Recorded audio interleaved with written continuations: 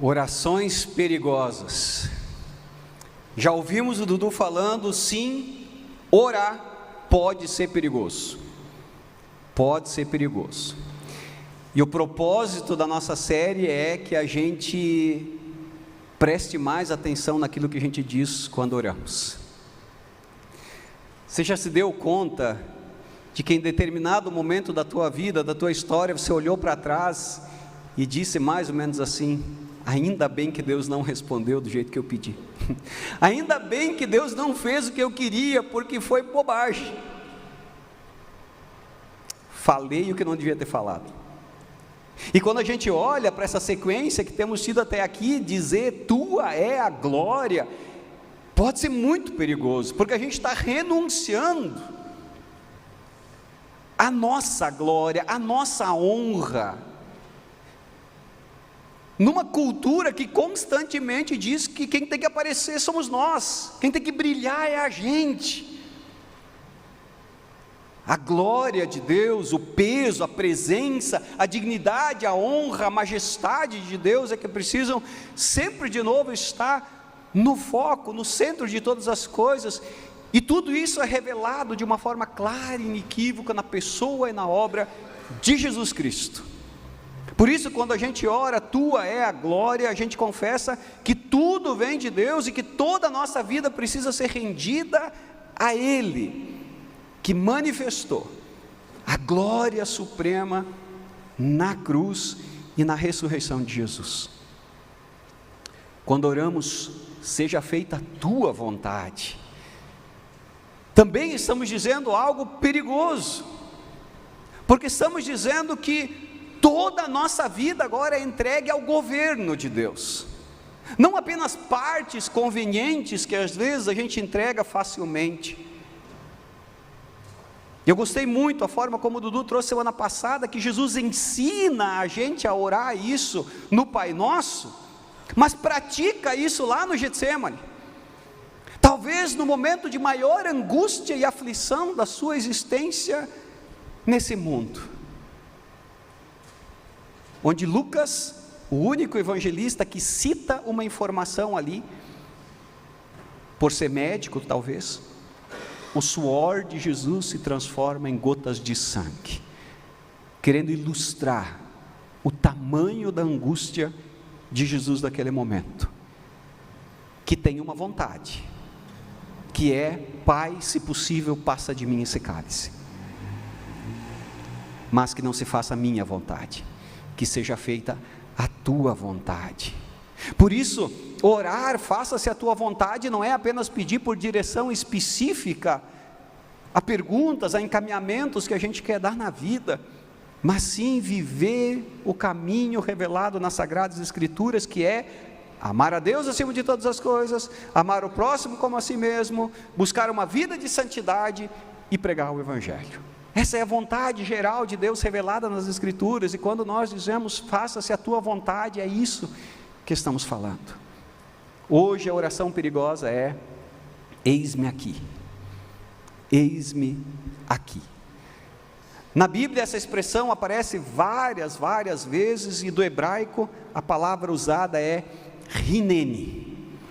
Hineni significa aqui estou presente, mas significa também especialmente estou pronto, estou de prontidão. E eu diria talvez que as duas orações que estudamos nas semanas anteriores, tua é a glória, e a oração seja feita a tua vontade, deveríamos fazer de joelhos. Essa aqui deveríamos fazer de pé. Fazer de pé no sentido de que quando a gente diz estou aqui, Senhor, eu estou de prontidão, eu estou pronto, eu estou disponível, eu estou disposto a entregar tudo que o Senhor pedir e dedicar toda a vida à missão que Ele me der a partir do momento que eu disser eis-me aqui. Queridos, quando a gente diz eis-me aqui, quando a gente diz Hineni, a gente está dizendo que a gente abre mão do controle sobre aquilo que Deus pode nos pedir. A gente normalmente gosta de pedir coisas a Deus em oração. Aqui a gente está dizendo que o Senhor pode pedir o que Ele quer. E daí é perigoso, não é verdade? Você já pensou quão perigoso isso pode ser? Tem um texto clássico que é conhecido de muitos, que tem uma certa familiaridade com o texto bíblico, lá do profeta Isaías.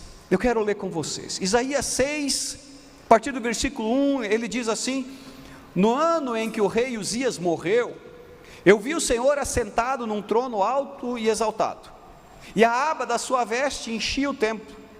Acima dele estavam serafins, cada um deles tinha 6 asas, com 2 cobriam o rosto, 2 cobriam os pés, e com as outras 2 voavam. E proclamavam uns aos outros: Santo, Santo, Santo é o Senhor dos exércitos, a terra está cheia da sua glória. Ao som das suas vozes, os batentes das portas tremeram, e o templo ficou cheio de fumaça. Então gritei: ai de mim, estou perdido, pois eu sou um homem de lábios impuros, e vivo no meio de um povo de lábios impuros. E os meus olhos viram o Rei, o Senhor dos exércitos. Então um dos serafins voou até mim, trazendo uma brasa viva que havia tirado do altar com uma tenaz. Com ela tocou a minha boca e disse: veja, isso tocou os seus lábios, por isso a sua culpa será removida e o seu pecado será perdoado. Então ouvi a voz do Senhor conclamando: quem enviarei? Quem irá por nós? E eu respondi: eis-me aqui, envia-me. Hinene. O profeta Isaías tem uma visão gloriosa, tem uma visão maravilhosa. Ele vê Deus assentado num alto, num sublime trono, enquanto os serafins, anjos, proclamavam que Ele é santo, santo, santo, que Ele é o Senhor dos exércitos. E diante dessa majestade de Deus, que Isaías contempla, ele percebe a sua própria condição, de um homem de lábios impuros, que vive no meio de um povo de lábios impuros. Ele conhece a sua pecaminosidade, ele reconhece o seu pecado, a sua iniquidade, vem diante dele, e ele confessa e declara isso. E então um dos serafins toca a sua boca com uma brasa do altar e declara que a culpa foi removida, que o pecado está perdoado. E então Deus faz uma pergunta: a quem enviarei? Quem há de ir por nós?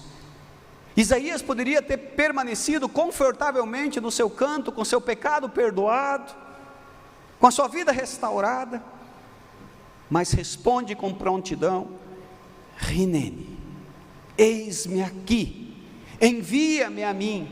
E essa sequência que é apresentada aqui é muito importante. Isaías vê a santidade de Deus, depois reconhece o seu pecado, recebe o perdão, e então responde ao chamado. E aqui é preciso sublinhar uma coisa: a missão sempre nasce da graça de Deus.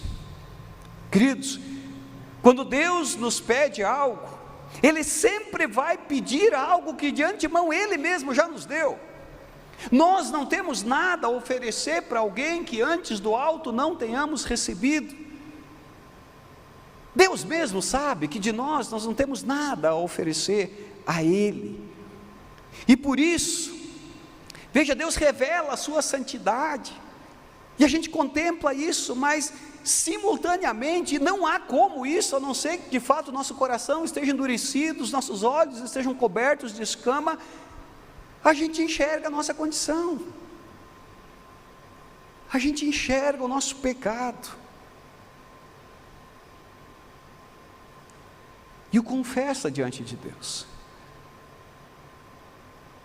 Mas Deus vem ao nosso encontro com graça, com misericórdia, com perdão, nos restaura e aí nos insere no seu chamado. E isso é tremendo, gente. É tremendo que Deus nos permite fazer parte disso que é tão grande que Ele está fazendo no mundo.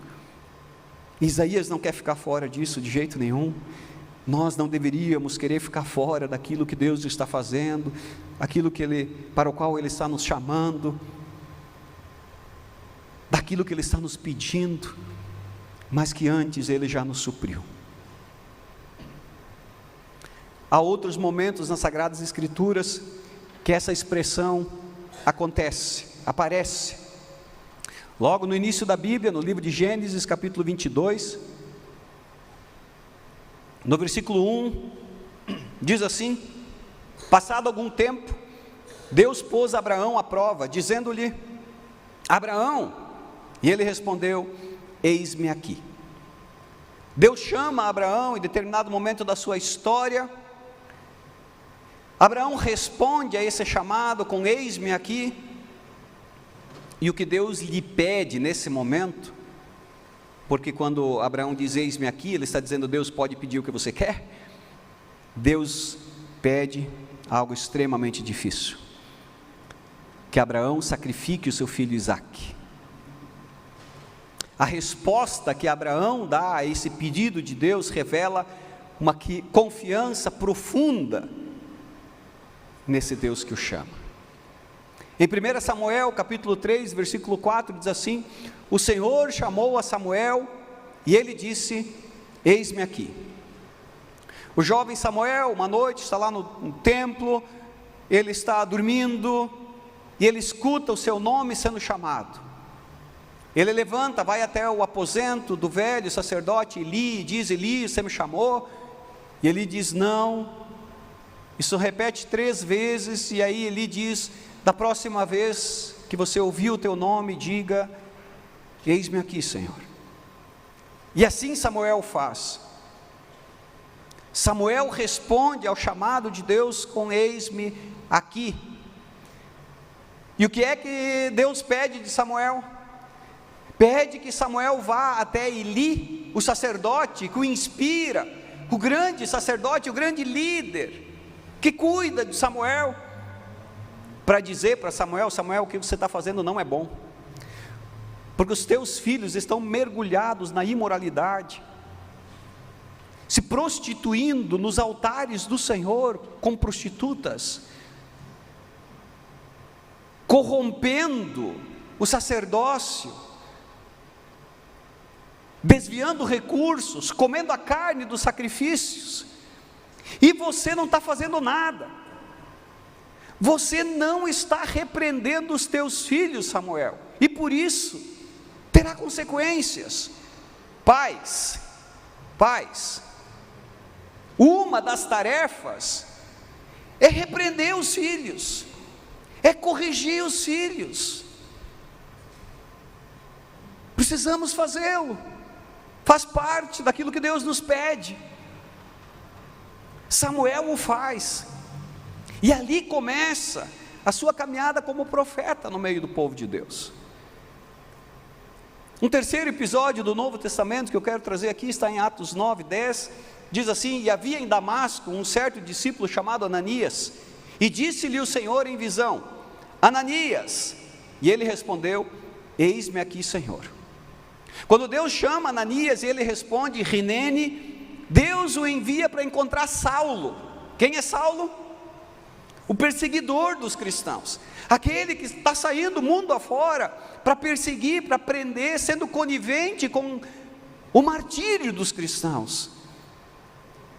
E Deus diz: vai lá e ora por Saulo, porque ele precisa entender que eu tenho um projeto para a vida dele, e eu vou mostrar para esse Saulo, que vai depois ser transformado em Paulo, o quanto ele precisa sofrer pelo meu nome. E Ananias faz isso, e acontece a partir da obediência a esse chamado, a transformação da vida de Saulo em Paulo, e talvez começa a história de Deus na vida daquele que se torna o maior expoente da história da igreja cristã, o apóstolo Paulo. Tem algumas coisas que são importantes a gente perceber em todos esses chamados que a gente aprende aqui. Primeiro, o chamado de Deus é pessoal. É Abraão, é Samuel, é Ananias. Deus chama pelo nome, e isso mostra que Deus não fica tentando, não fica arriscando, não fica jogando sorte. Deus não chama multidões de forma impessoal, Ele chama pessoas cujas histórias Ele conhece. Ele dirige a essas pessoas um convite de forma muito especial e pessoal.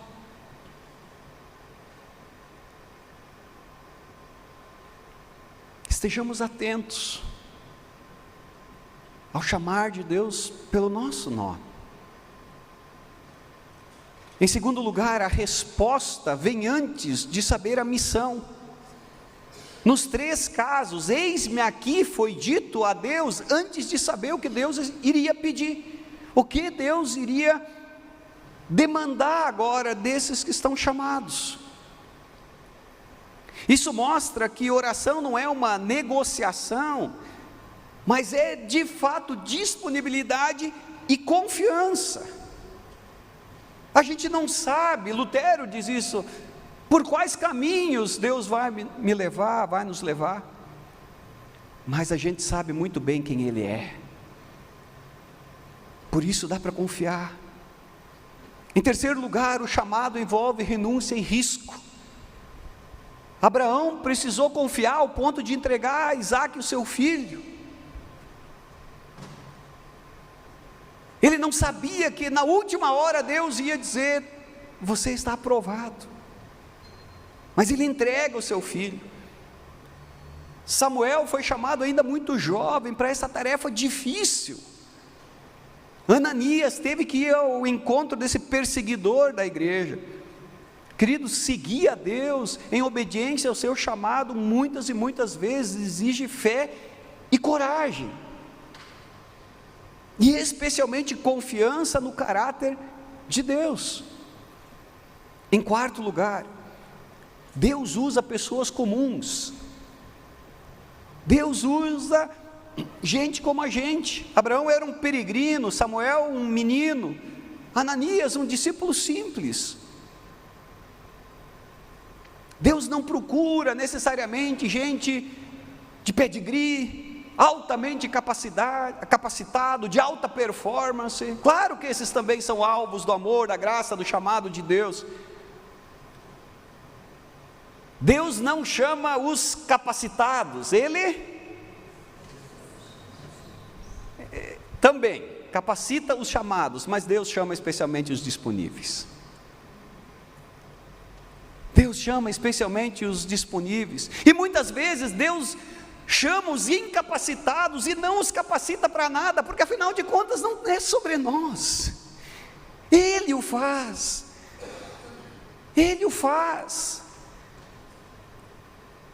É importante que a gente não fique esperando, quando eu souber mais, quando eu puder mais, quando eu conseguir mais, quando eu tiver mais. Deus usa a gente como a gente. Eu fico olhando aqueles discípulos que Jesus escolheu. Eu falei ontem para os jovens sobre isso. Se fosse eu, não escolheria eles para nada. Umas tranqueiras ali, não é verdade? Mas lá em Atos 4, se não me falha a memória, diz: eram homens iletrados e incultos, gente simples, gente comum, mas que de repente lá no meio do livro de Atos são chamados daqueles que estão transtornando o mundo, porque Deus o faz. E aí a gente chega nesse último aspecto. Essa obediência de uma pessoa pode abençoar muitos, pode transformar nações. A resposta de Abraão confirmou a promessa de Deus ao seu povo. Samuel se torna profeta de Israel. Ananias participa da conversão de Paulo, volta a dizer, talvez o maior líder que o cristianismo teve em toda a sua história. Igrejas são plantados. O império romano é sabotado pela pregação do evangelho através de Paulo. Um simples eis-me aqui pode impactar muitas e muitas vidas. Talvez um dos grandes desafios da vida e da igreja cristã no nosso tempo não seja a falta de conhecimento, mas seja a falta de disponibilidade. Por isso eu vibro demais quando pessoas dizem Rinene. Por isso eu vibro demais quando pessoas dizem eis-me aqui. Ontem nós tivemos aqui a conferência de voluntários da comunidade do Redentor. Que dia, senhores e senhoras! Que momento especial tivemos aqui ontem.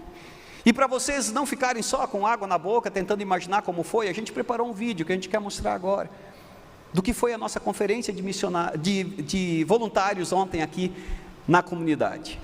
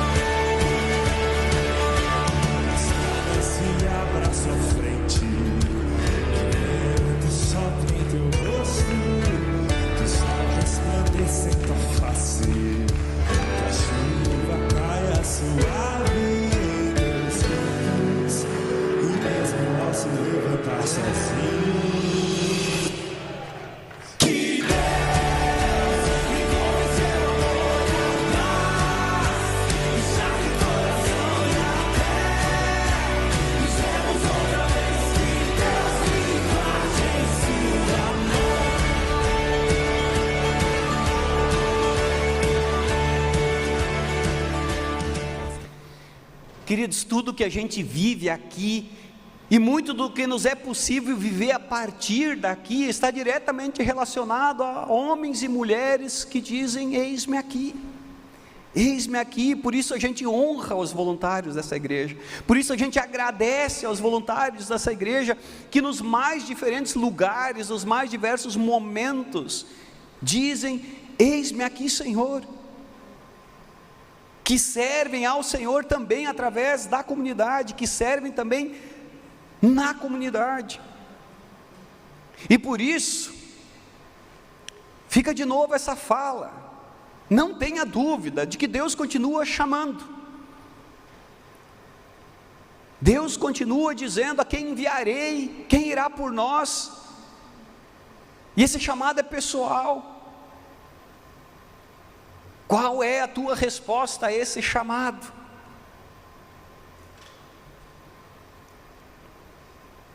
Mas aqui eu também quero deixar um alerta para nós que lideramos, um alerta para nós pastores, um alerta para os presbíteros, para os líderes e coordenadores de ministérios, para os líderes de pequenos grupos.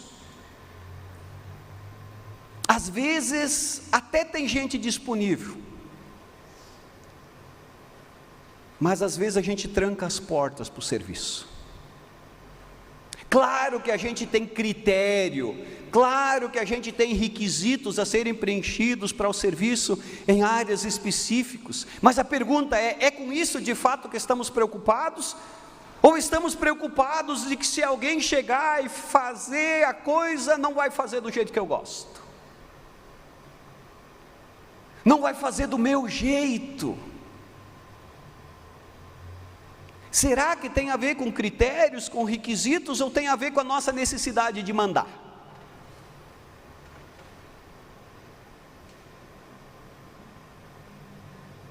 Ou será que a gente se sente inseguro quando chega alguém que faz melhor do que a gente? Será que às vezes a gente não se sente ameaçado porque chegou alguém que prega melhor, que faz melhor, que toca e canta melhor, que acolhe melhor? Mas aí o meu quadradinho, que eu tornei o meu quadradinho, no qual as coisas precisam acontecer do meu jeito, do meu gosto, não faz com que eu feche portas. Deixemos que Deus sonde os nossos corações, porque uma coisa é ter gente que fica confortavelmente sentado no banco uma vida inteira e nunca levanta a mão e diz Rinene ao chamado de Deus.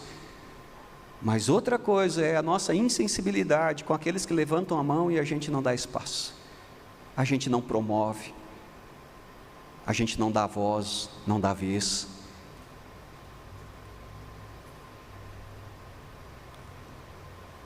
há pessoas clamando.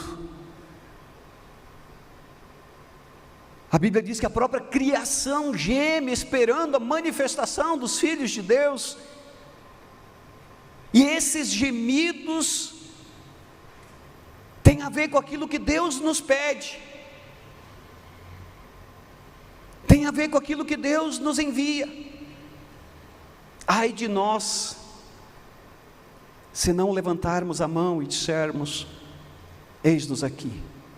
Ai de nós se trancarmos as portas para quem diz e não é acolhido. Ai, porque Deus vai ficar tristinho porque eu não fui. Ai, porque agora as coisas não vão acontecer porque eu não fui. Não, ai de nós, porque Deus vai fazer de qualquer jeito, e eu perdi a oportunidade de estar fazendo parte de algo que é glorioso, de algo que é especial, de algo que é tremendo, que vai impactar vidas, que vai impactar famílias, que vai impactar igrejas, que vai impactar, por que não, nação e toda a humanidade. Eu quero terminar com mais um eis-me aqui. Em Hebreus 10, 7, está escrito assim: aqui estou para fazer, ó Deus, a tua vontade. Aqui estou para fazer, ó Deus, a tua vontade. O maior eis-me aqui da história foi dito por Jesus Cristo. É a Ele que, conectando com o Salmo 40, essa fala é atribuída na carta aos Hebreus. Jesus veio ao mundo com essa disposição. Ele viveu dizendo: Pai, eis-me aqui.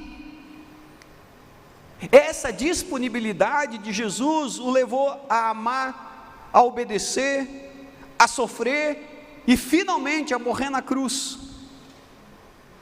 O eis-me aqui de Jesus lhe custou a própria vida, mas foi por meio dele que a salvação ao mundo foi possível. De novo, um chamado que é pessoal, um chamado que implica em renúncia, mas que tem como fruto a salvação da humanidade. Queridos, Deus continua procurando pessoas disponíveis, talvez não os mais fortes, os mais talentosos, os mais preparados. Talvez Ele esteja procurando gente simples que com sinceridade respondam: Hineni, eis-me aqui. É uma oração perigosa, não podemos esquecer disso, porque entrega o controle a Deus. Mas é uma oração maravilhosa, porque quando alguém diz eis-me aqui, descobre que não existe lugar melhor para estar do que no centro da vontade de Deus. Ela é uma oração maravilhosa, porque nos coloca dentro dos projetos de Deus, para pessoas, para famílias, para a humanidade. Nos coloca no centro daquilo que Deus está fazendo no mundo, para restaurar todas as coisas, até que elas sejam plenas no seu reino.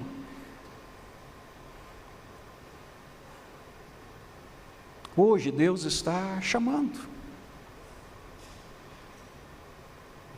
Hoje Deus está te chamando. Talvez haja alguém que aqui hoje queira dizer: Senhor, eis-me aqui. Talvez hoje haja pessoas aqui que queiram dizer: eu estou pronto, Senhor, eu estou em prontidão. Hoje de manhã o Rafael, ministrando louvor aqui, ele deu um testemunho.